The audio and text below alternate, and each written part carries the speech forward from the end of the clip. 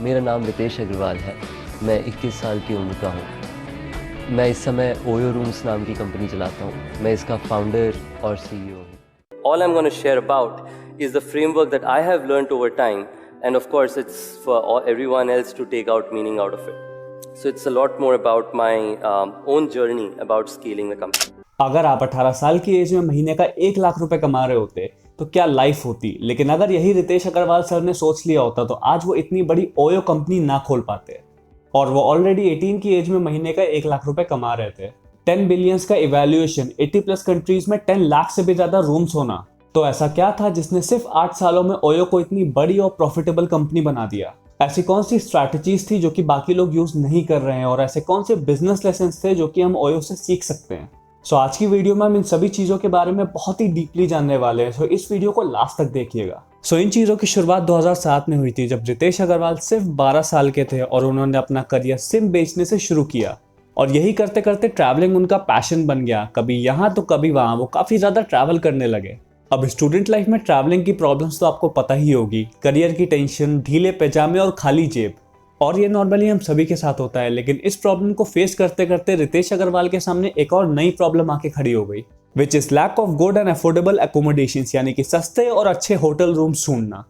और ये एक बड़ी प्रॉब्लम थी जिसकी तरफ आज तक किसी ने नोटिस ही नहीं किया था, क्योंकि अच्छे रूम्स थे तो अफोर्डेबल नहीं थे, और अफोर्डेबल थे तो वो रहने के लायक ही नहीं थे। और इसी पॉइंट पे शुरुआत हुई ओयो कंपनी की। सो ये सब शुरुआत हुआ गुड़गांव के एक छोटे से 15 रूम के होटल से, जहाँ की फैसिलिटीज बहुत अच्छी नहीं थी, जिसकी वजह से उस होटल की सिर्फ 19% रूम्स ही एक्वायर होते थे। सो रितेश अग्रवाल ने 35,000 रुपए खर्चा करके वहां के हर एक रूम की रिफर्निशिंग कराई, डेंटिंग पेंटिंग कराई, ताकि वो एक अच्छे रूम्स की तरह लग सके। और उन्होंने हर एक रूम को 999 रुपीज में लिस्ट कर दिया। और जैसे ही उन्होंने ये किया, जिस होटल की एक्सेप्टेंस सिर्फ 19% थी, अब उस होटल की एक्सेप्टेंस 90% हो चुकी थी। तो रितेश अग्रवाल समझ गए थे कि अगर हम लोगों को अच्छे रूम्स एंड अच्छी फैसिलिटीज देते हैं तो डेफिनेटली लोग हमें ज्यादा पे भी करेंगे। अब यहाँ पे ओयो के सबसे पहले कॉन्सेप्ट ने जन्म लिया, which is concept of predictability. Imagine करो, अगर आपने पनीर पेटीज मंगाई और उसमें पनीर ही ना हो। यही सेम प्रॉब्लम होती थी कस्टमर के साथ जब भी वो किसी होटल में स्टे करने जाते थे, क्योंकि कभी उन्हें बेडशीट गंदी मिलती थी तो टॉयलेट्स गंदे मिलते थे, या फिर रूम गंदा मिलता था, या फिर उन्हें सर्विसेज नहीं मिलती थी। यही सब देखते हुए रितेश अग्रवाल ने अपनी खुद की एक पॉलिसी बनाई, विच इज ओयो स्टैंडर्ड। अब ओयो स्टैंडर्ड्स में कुछ स्पेसिफिक स्टैंडर्ड्स होते थे जो कि आपको ओयो रूम्स में देखने को मिलते ही मिलते थे, क्योंकि ओयो से पहले कस्टमर्स जिस चीज के लिए पे करते थे उन्हें पता ही नहीं होता था कि ये चीज एग्जैक्टली उन्हें मिलेगी कि नहीं मिलेगी। अब ओयो स्टैंडर्ड में रितेश अग्रवाल सर ने 6 to 7 प्रोमिसेस की, जो कि आपको हर ओयो रूम्स में देखने को मिलेगा ही मिलेगा। फर्स्ट, 3 क्लिक बुकिंग, आप 3 क्लिक्स में अपना होटल रूम बुक कर सकते हो। सेकंड, क्लीन बेडशीट्स, आपको हर रूम में क्लीन बेडशीट्स देखने को मिलेंगी। थर्ड, फ्री वाईफाई, आपको हर रूम में फ्री वाईफाई भी देखने को मिलेगा। फोर्थ, फ्री एसी, आपको हर रूम में फ्री एसी भी देखने को मिलेगा। साथ ही साथ ओयो रूम्स के साथ आपका चेकआउट भी काफी इजी रहेगा। यही सारी चीजें ओयो ने अपने कस्टमर्स को 100% के साथ प्रोवाइड की। इसके बाद ओयो ने अपनी वैल्यू लाइफ साइकिल डेवलप की। वैल्यू लाइफ साइकिल डेवलप होने का क्या मतलब होता है, मैं आपको एग्जांपल से समझाता हूँ। जब भी कोई प्रोडक्ट बनता है तो उस प्रोडक्ट के बनने तक, उस प्रोडक्ट का कस्टमर के पहुंचने तक और कस्टमर का डिलाइट होने तक, यानी कि सेटिस्फाई होने तक जो भी प्रोसेस होता है उसे वैल्यू लाइफ साइकिल कहते हैं।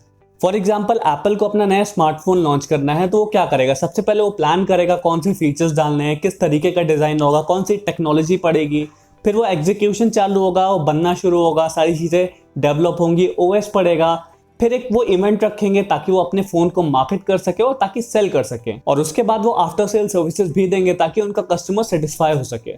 वैसे एप्पल को कस्टमर्स को सेटिस्फाई करने की जरूरत नहीं है, सब लोगों से ही काम हो जाता है। सो इसी प्रोसेस को हम वैल्यू लाइफ साइकिल कहते हैं। अब ओयो ने इस प्रोसेस को कैसे इस्तेमाल किया वो मैं आपको बताता हूँ। अब सबसे पहले ओयो ने एक अच्छी प्रॉपर्टी ढूंढी, उसको साइन अप किया, उसको रिफर्निश कराया अकॉर्डिंग टू ओयो स्टैंडर्ड्स, और रिफर्निश के बाद उसको लिस्ट कर दिया एंड सेल आउट कर दिया। अब यहाँ पे ओयो ने लाइफ साइकिल तो डेवलप कर ली थी, लेकिन इसको मास्टर करना भी बहुत ही ज्यादा इंपॉर्टेंट था। तो उसके लिए ओयो ने 2 स्ट्रैटेजीज पे काम किया जो कि बहुत ही ज्यादा इंपॉर्टेंट थी, और जिसमें सेकंड स्ट्रैटेजी के बिना फर्स्ट स्ट्रैटेजी काम ही नहीं करती। सो पहली स्ट्रैटेजी में ओयो ने आइडेंटिफाई किया कि उनके मेन स्टेक होल्डर कौन से हैं, और उन्होंने पाया कि उनके 3 मेन स्टेक होल्डर्स है। First is hotel owners, second is managing staff and third is customers. अब होटल ओनर्स को क्या चाहिए, ज्यादा रेवेन्यू चाहिए। मैनेजिंग स्टाफ को क्या चाहिए, ease of work and some respect. Customers को क्या चाहिए, अफोर्डेबल एंड क्वालिटी होटल्स। अब यहाँ पे ओयो ने क्या किया, ओयो ने अपनी टेक्नोलॉजी पे काम करना शुरू किया ताकि वो एरर फ्री सर्विसेज दे पाए। अब ओयो ने एक मैनेजर असाइन किया हर 6 होटल्स के लिए। उस मैनेजर का क्या काम था, मैनेजर का काम था नंबर ऑफ बुकिंग्स देखना, कस्टमर सेटिस्फैक्शन देखना, नंबर ऑफ स्टाफ देखना, स्टाफ सही से वर्क कर रहा है या नहीं कर रहा, कस्टमर को फुल सेटिस्फैक्शन मिल रही है या नहीं मिल रही, साथ ही साथ ROI क्या जनरेट हो रहा है, रिटर्न ऑफ इन्वेस्टमेंट कितनी है, वो सारी चीजें एक मैनेजर का काम था और वो सारी चीजें मैनेजर मैनेज करता था। एंड ओयो ने सभी क्लस्टर मैनेजर्स को क्रिप्टॉन ऐप भी दिया ताकि टेक्नोलॉजी की हेल्प से वो सारी चीजें आसानी से मैनेज कर पाए। सभी होटल ओनर्स को इन्होंने टेक्नोलॉजी दे दी ताकि उन्हें भी किसी भी तरह की कोई प्रॉब्लम ना हो। एंड कस्टमर्स के लिए भी UI UX इतना आसान बना दिया कि आप 3 क्लिक में अपना होटल रूम बुक कर सकते हो। चलो ये तो ठीक है, लेकिन दूसरी स्ट्रैटेजी कौन सी है जिसने ओयो को 3 प्रॉपर्टीज से लेके 10 लाख होटल रूम्स तक पहुंचा दिया? आपको नहीं पता? कोई बात नहीं, मैं आपको बताता हूं। उससे पहले चैनल को सब्सक्राइब नहीं किया हो तो सब्सक्राइब कर लेना, साथ ही बेल आइकन जरूर दबा देना ताकि आने वाली वीडियो की अपडेट्स आपको मिलती रहे, और वीडियो अच्छा लग रहा हो तो लाइक कर देना। तो चलिए चलते हैं दूसरी स्ट्रैटेजी की तरफ, विच इज प्ले बुकमराइजेशन। अब इसमें क्या होता है, जब भी ओयो अपनी नई प्रॉपर्टीज को साइन अप करता है, मॉडिफाई करवाता है और स्टैंडर्ड फॉर्म में लाता है तो उसमें काफी ज्यादा टाइम एंड मैनफोर्स लगता है। तो इस प्रॉब्लम को सॉल्व करने के लिए ओयो ने अपनी 3 प्लेबुक्स बनाई ताकि वो स्टेप बाय स्टेप सारा काम कर सके और अपनी प्रॉब्लम को सॉल्व कर सके। सो नाउ फर्स्ट स्टेप में ओयो क्या करता है, ओयो एक सिटी सेलेक्ट करता है, उस सिटी में जितनी भी प्रॉपर्टीज होती है उन्हें सेलेक्ट किया जाता है और उनको साइन अप किया जाता है। सेकंड स्टेप में ओयो की पूरी टीम उन प्रॉपर्टीज को विजिट करती है, उनको चेक करती है कि इसमें क्या लगना है, क्या नहीं लगना है, क्या मेंटेनेंस की जरूरत है ताकि वो ओयो स्टैंडर्ड्स पे आ सके। थर्ड स्टेप में ओयो के वर्कर्स मिनी ट्रक में सारे इंपॉर्टेंट प्रोडक्ट्स लेके उस प्रॉपर्टीज को विजिट करते हैं, उनको रीइनोवेट करते हैं, मॉडिफाई करते हैं ताकि वो ओयो के स्टैंडर्ड्स पे आ सके। एंड जैसे ये टास्क कंप्लीट हो जाता है, उन सभी प्रॉपर्टीज को ओयो के ऐप पे लिस्ट कर दिया जाता है एंड कोई भी उसे बुक कर सकता है। जहां ओयो के कॉम्पिटिटर्स को 3 से 4 महीने लगते थे 100 प्रॉपर्टीज को अक्वायर करने में, वहीं पे ओयो सिर्फ 10 से 15 दिनों में 100 प्रॉपर्टीज से ज्यादा को अक्वायर कर लेता था, जिसकी वजह से ओयो की ग्रोथ डेफिनेटली बहुत ही तेजी से बढ़ रही थी। लेकिन यहाँ पे ओयो के बिजनेस मॉडल में एक लूप होल भी था, जिसकी वजह से ओयो को कहीं ना कहीं लॉस भी बियर करना पड़ रहा था। दरअसल पहले ओयो एग्रीगेट बिजनेस मॉडल पे काम करता था, जिसमें वो होटल ओनर से प्रॉपर्टी लीज पे लेता था, उसको मॉडिफाई कराता था, देन वो अपने ऐप पे लिस्ट करता था। अब इसमें होटल ओनर्स क्या करते थे, वो रूम को खुद ही सस्ते में बुक कर लेते थे और कस्टमर्स को उन्हें महंगे में सेल आउट करते थे। अब इससे ओयो को तो काफी ज्यादा नुकसान हो ही रहा था, साथ ही साथ कस्टमर्स को भी काफी महंगे रूम मिलते थे। अब इसका सॉल्यूशन निकालते हुए ओयो ने इसे एग्रीगेट बिजनेस मॉडल से फ्रेंचाइजी मॉडल में शिफ्ट कर दिया। अब फ्रेंचाइजी मॉडल में ओयो हर होटल ओनर से 22% का कमीशन चार्ज करने लगा उन पर बुकिंग्स। इससे उनकी ये वाली प्रॉब्लम भी बहुत ही आसानी से सॉल्व हो गई। लेकिन क्या आपको पता है कि ओयो एक ऐसी स्ट्रैटेजी यूज करता है जो कि काफी कम लोगों को पता है, लेकिन ये बहुत ज्यादा इंपॉर्टेंट है किसी भी बिजनेस के लिए। सो इस पर्टिकुलर स्ट्रैटेजी का नाम है power of motions and self esteem. देखिए, किसी भी बिजनेस में 3 तरह के इमोशन होते हैं, incidental emotions, productive emotions and unproductive emotions. चलो मैं आपको एक एग्जांपल देके बताता हूं। जस्ट इमेजिन आप क्रिकेट खेल रहे हो, आपने बहुत ही जोर का छक्का मारा है और किसी के घर के 2nd फ्लोर पे जाके आपकी बॉल रह गई है। अब आप यहाँ पे क्या करते हो, सबसे पहले अपनी शर्ट उतारते हो, बगल में रखा लैडर उठाते हो, लैडर लगाते हो, उस पर चढ़ के आप बॉल उठा के नीचे ले आते हो। अब इस सिनेरियो में जो आप 1st फ्लोर से 2nd फ्लोर पे गए और बॉल उठा के लाए, इसको कहते हैं प्रोडक्टिव मोशन। आपने जो शर्ट उतारी, इसको कहते हैं अनप्रोडक्टिव मोशन। और आपने जो सीढ़ी उठा के लगाई, वहां पे लैडर वहां जाके लगाया, उसको कहते हैं इंसिडेंटल मोशन, क्योंकि अगर वहां पे लैडर लगा होता तो आपको लगाने की जरूरत ना पड़ती। सो ऑथर कहते हैं कि किसी भी बिजनेस में आप जितना कम अनप्रोडक्टिव मोशन कर सकते हो उतना कम कीजिए। इंसिडेंटल मोशन भी थोड़ा बहुत आप कर सकते हो, लेकिन वो भी ज्यादा नहीं होना चाहिए। और प्रोडक्टिव मोशन जितना ज्यादा से ज्यादा हो पाए उतना ज्यादा कीजिए। और इसी को फॉलो करते हुए जितने भी अनप्रोडक्टिव मोशंस थे, लाइक पेन और पेपर से रिकॉर्ड मेंटेन करना, आपस में फालतू की बातचीत करना या फुल साइज किचन को मेंटेन करना, ये सारी चीजों को बिल्कुल निगलेक्ट कर दिया, क्योंकि ये सारी चीजें ऐसी थी जो कि बिजनेस में ना भी हो तो भी कोई बहुत ज्यादा फर्क नहीं पड़ता है।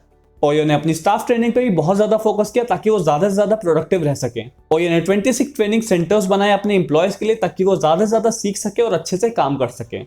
यहाँ तक कि अगर किसी इंप्लॉय से गलती हो जाती है, वो काम ठीक से नहीं कर पाता, उसके खिलाफ कंप्लेंट्स आना शुरू हो जाती हैं, तो उस इंप्लॉय को निकाला नहीं जाता, उस इंप्लॉय को ट्रेनिंग सेंटर में भेजा जाता है ताकि वो नई नई चीजें सीख सके, उन गलतियों को हटा सके और उसे फिर से जॉब ज्वाइन कराई जाती है ताकि वो अच्छे से काम कर सके। और इतना ही नहीं, ओयो ने इंसिडेंटल इमोशन को कम से कम करने के लिए इंट्रोड्यूस की ओयो टूल किट। ये टूल किट कस्टमर्स को रूम कीज के साथ ही दे दी जाती थी, जिसमें कस्टमर्स की कंफर्ट के लिए बेसिक चीजें रहती थी, लाइक शैम्पू, कंडीशनर और सभी बेसिक चीजें जो कि रूम में होनी चाहिए, जिससे होटल के स्टाफ का काम आसान होता था और इन्हें अलग से जाके ये सब देने की जरूरत नहीं पड़ती थी। और साथ ही साथ उस टूल किट पे ओयो की ब्रांडिंग होती थी, तो जब भी कस्टमर उस टूल किट को अपने घर ले जाता था या फिर कहीं और ले जाता था, तो ओयो की अपने आप मार्केटिंग होती थी बिल्कुल फ्री में। Now let's talk about the business lessons जो कि हम ओयो से सीख सकते हैं और उन्हें इंप्लीमेंट करके अपने बिजनेस को ग्रो कर सकते हैं। Lesson number 1, become a subject matter expert. अपने कस्टमर्स का फीडबैक लो, उनसे पूछो उनका एक्सपीरियंस कैसा रहा, ऐसे कौन सी चीजें हैं जो कि उनको फेस करनी पड़ी और वो ऐसी कौन सी चीजें हैं जो कि हम चेंज कर सकते हैं ताकि उन्हें एक अच्छा एक्सपीरियंस मिले। रितेश अग्रवाल ने जब ओयो की स्टार्ट की थी तो वो खुद कस्टमर्स के पास जाते थे, उनसे पूछते थे कि आपका एक्सपीरियंस कैसा है और हम क्या ऐसा कर सकते हैं जिससे आपको और अच्छा एक्सपीरियंस मिले। Because if you can't understand your customers, then your employees will never understand them. Second lesson, work on scaling preposition. ज्यादा प्रोसेस क्रिएट करने की कोशिश करो ताकि आप अपने बिजनेस को स्केल कर सको, क्योंकि प्रोसेस से आती है रिपीटिशन और रिपीटिशन से आती है scalability. Third lesson, find the errors in your business model and solve it. अपने बिजनेस मॉडल में ऐसे छोटे छोटे एरर्स ढूंढो जो कि बिल्कुल भी आपके बिजनेस मॉडल में नहीं होने चाहिए। अगर ओयो ने अपने एग्रीगेटर बिजनेस मॉडल को फ्रेंचाइजी मॉडल में 2018 से पहले ही कन्वर्ट कर लिया होता तो उन्होंने जो लॉसेस बियर किए हैं वो उन्हें ना करने पड़ते। सो अपने बिजनेस मॉडल में ज्यादा एरर्स ढूंढो और उनको सॉल्व करो। सो आई होप ये वीडियो आपको अच्छा लगा होगा। इस टाइप की वीडियोस मैं अपने चैनल पे डाला करता हूं। अगर आपको किसी और बिजनेस की केस स्टडी चाहिए तो आप नीचे कमेंट बॉक्स में टाइप कर सकते हो, वो भी आपको जल्द से जल्द मिल जाएगी। एंड यार, आप लोगों के लिए बहुत मेहनत की है तो वीडियो को लाइक कर दो, जितना ज्यादा हो सके उतना शेयर कर दो ताकि बाकी लोगों की भी हेल्प हो सके। साथ ही साथ चैनल को सब्सक्राइब नहीं किया तो सब्सक्राइब कर लो, नीचे रेड कलर का आपको बटन दिख रहा होगा। साथ ही साथ बेल आइकन जरूर दबा देना ताकि आने वाली वीडियोस की अपडेट्स आपको मिलती रहें। सो इस वीडियो को यही एंड करते हैं। फाइनेंशियली फ्री होना हो तो ये मिस्टेक्स ना करना, इस वीडियो को देख सकते हो। और इंस्टाग्राम और सोशल मीडिया से पैसे कमाने हैं तो इस वीडियो को भी देख सकते हो। तो मिलते हैं फिर नेक्स्ट वीडियो में और मिलकर कुछ बड़ा करते हैं।